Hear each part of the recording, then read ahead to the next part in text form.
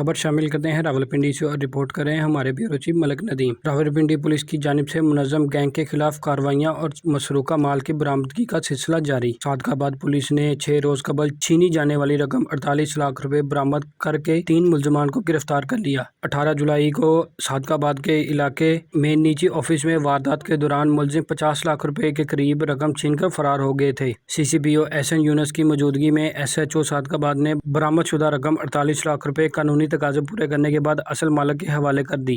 سی سی پی او نے ملزمان کی گرفتاری اور مسروقہ مال کی برآمدگی پر S P Rawal, S P new town اور صادق آباد پولیس کو شاباشی دی۔ خبر شامل کرتے ہیں راولپنڈی سے اور رپورٹ کر رہے ہیں ہمارے بیورو چیف ملک ندیم۔ راولپنڈی ریلوے پولیس کی فرض کی مثال قائم کر دی۔ گھر سے ناراض ہو کر آنے والی 2 لڑکیاں 37 لاکھ روپے نقدی زیورات اور موبائل فون والدین کے حوالے کر دیے۔ ریاض احمد بوسا ایس پی ریلوے کی جانب سے ٹیم کو شاباشی دی گئی۔ تفصیلات کے مطابق منڈی احمد آباد اوکاڑا کی رہائشی 2 لڑکیوں سے ناراض ہو کر ریلوے اسٹیشن راولپنڈی آ گئیں، جن کو عمران عباس مہناز ایس ایچ او اور ان کی ٹیم نے پریشان دیکھ کر والدین سے رابطہ کیا اور ریاض احمد بوسا ایس پی ریلوے راولپنڈی کی ہدایت کے مطابق ان کے پاس موجود 1 لاکھ روپے نقد، 35 لاکھ روپے کے سونے کے زیورات اور 3 موبائل فون اور دونوں لڑکیاں والدین کے حوالے کر کے مثال قائم کر دی۔ لڑکیوں کے والدین نے ریلوے پولیس کا شکریہ ادا کیا۔